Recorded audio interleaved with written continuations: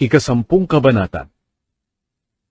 Pagkatapos, kumuha si Samuel ng lalagyan ng langis, at ibinuhos ang langis sa ulo ni Saul. Hinagkan niya si Saul at sinabi, "Ang Panginoon ang pumili sa iyo, na mamuno sa kanyang bayan.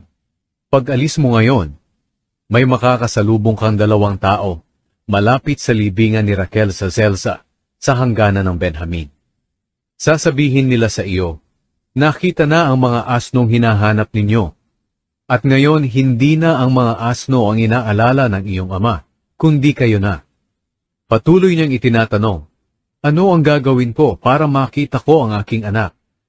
Pagdating mo sa malaking puno ng Tabor, may makakasalubong kang 3 tao na pupunta sa Bethel para sumamba sa Diyos.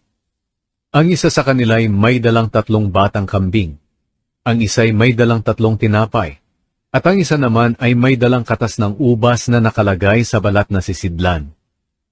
Babatiin ka nila at aalokin ng 2 tinapay na tatanggapin mo naman. Pagdating mo sa bundok ng Diyos sa Gibeya kung saan may kampo ng mga Pilisteo, may makakasalubong kang grupo ng mga propeta, pababa galing sa sambahan sa mataas na lugar. Tumutugtog sila ng lira, tamburin, plauta at alpa, at nagpapahayag ng mensahe ng Diyos. At sa iyo ang Espiritu ng Panginoon, at magpapahayag ka ng mensahe ng Diyos kasama nila, at mababago na ang pagkatao mo. Kapag nangyari na ang mga bagay na ito, gawin mo kung ano ang mabuti, dahil kasama mo ang Diyos. Mauna ka na sa akin sa Gilgal. Susunod ako para maghain ng mga handog na sinusunog, at mga handog para sa mabuting relasyon. Pero hintayin mo ako sa loob ng 7 araw, hanggang sa dumating ako. At pagkatapos ay sasabihin ko sa iyo kung ano ang gagawin mo." Ginawang hari si Saul. Nang maghiwalay sila ni Samuel, binago ng Diyos ang buhay ni Saul, at ang lahat ng sinabi sa kanya ni Samuel ay nangyari ng araw na iyon. Pagdating ni Saul at ng kanyang utusan sa Gibeya, sinalubong siya ng mga propeta. Napuspos siya ng Espiritu ng Diyos, at nagpahayag din siya ng mensahe ng Diyos kasama ng mga propetang iyon. Nang makita siya ng mga nakakakilala sa kanya na nagpapahayag ng mensahe ng Diyos kasama ng mga propeta, tinanong nila ang isa't isa, "Propeta na rin ba si Saul?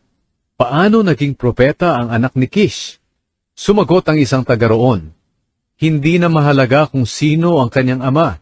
Kahit sino ay pwedeng maging propeta." Dito nagsimula ang kasabihang, "Propeta na rin ba si Saul?" Pagkatapos magpahayag ng mensahe ng Diyos, pumunta si Saul sa sambahan sa mataas na lugar. Nagtanong ang tiyuhin ni Saul sa kanya at sa kanyang utusan, "Saan kayo nanggaling?" Sumagot si Saul, "Hinanap po namin ang mga asno. Nang hindi po namin makita ay pumunta kami kay Samuel."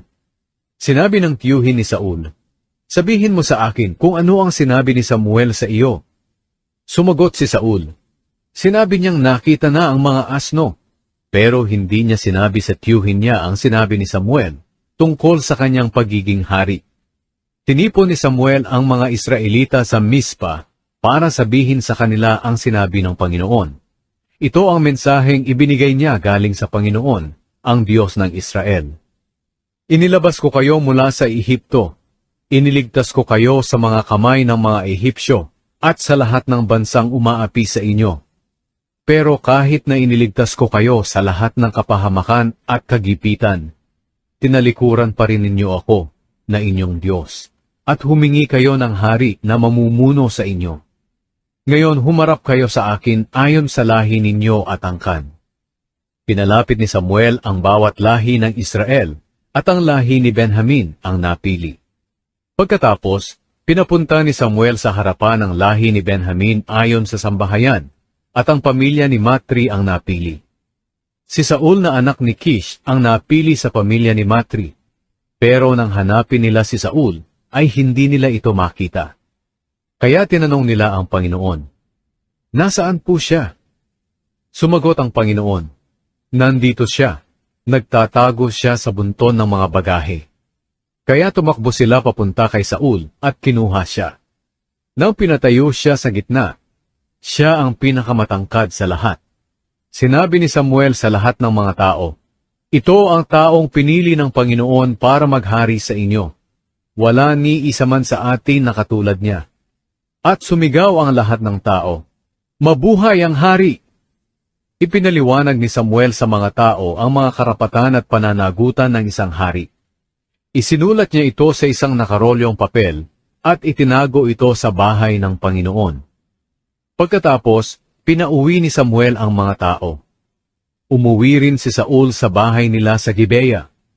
Sinamahan siya ng mga sundalo na hinipo ng Diyos ang puso para sumama sa kanya.